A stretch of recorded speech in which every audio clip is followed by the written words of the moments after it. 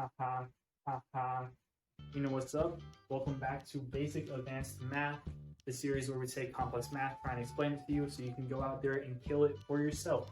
Today we're still in Calc BC or Calc 2, and I'm going to be introducing you to a new type of integration.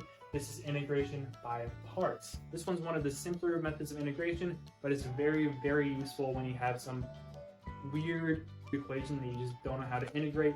You throw integration by parts in there and hopefully you can get a better answer than what you're already getting. We're going to go straight into this. I'm going to walk you through step by step how to solve the equation using integration by parts and be an expert at integration by parts. Integration is about to become your soul. Welcome to calculus. So the equation we're going to be solving, it's pretty easy. It might seem simple, and that's because it really is. It is going to be this. It's the integral of x times e to the x dx. You don't know how to integrate this. It's difficult to integrate by itself, so that's why we use integration by parts. Now, for integration by parts, it's kind of an interesting way to do it. So what you're going to do first is you're going to draw a table just across that divides into 4 quadrants. You're going to label these 4 quadrants u, v, du, and dv. I'll tell you why in a second. So basically, in this equation, you have 2 terms. You have the x, you have the e to the x. However, you also have the dx over here. The ex is not directly assigned to either of the terms. However, you can assign it to one of them if you want to split it in half, which is what we're going to be doing.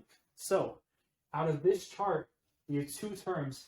One of them we are going to be putting in u, and the other one we are going to be throwing in dv. This is the equation up here that we're going to get to. I'm going to show you what to do with that after we fill the table. Now, which one do you put in which?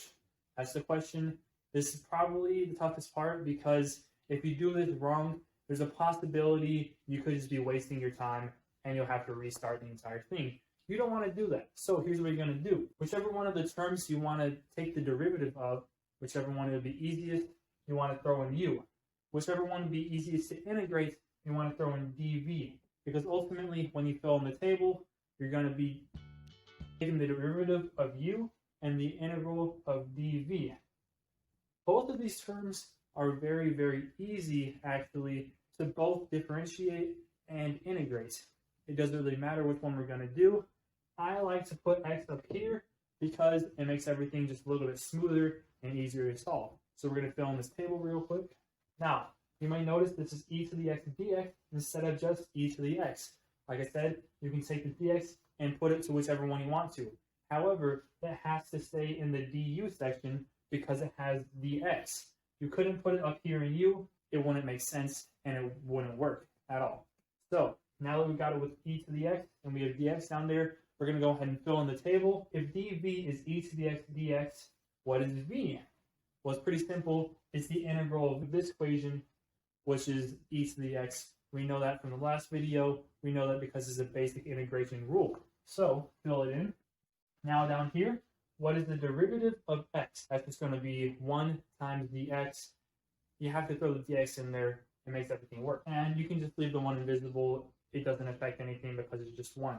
Now, we have the entire table filled out. We have all of these terms. So what integration by parts says is if you have to take the integral of this equation right here and you put it into these terms, the integral of this will equal u times v minus the integral of v du.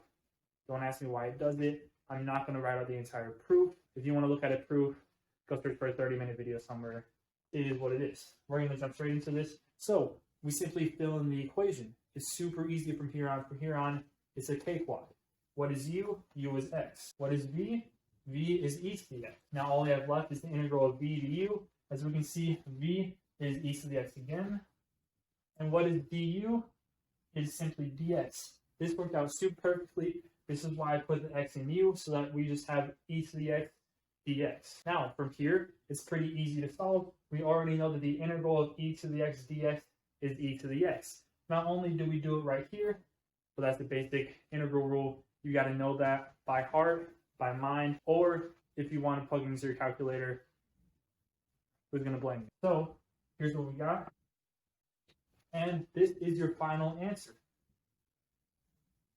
It's as simple as that for a simple equation.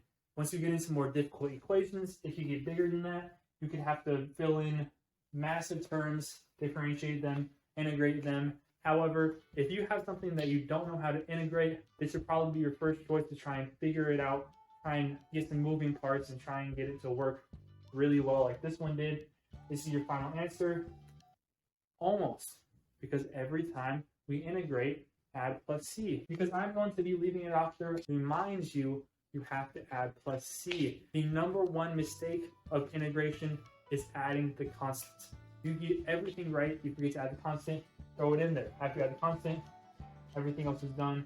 You add equation, that is integration by parts. Know this formula, know how to fill in the table, everything else will take care of itself. Stay strong, I believe in you.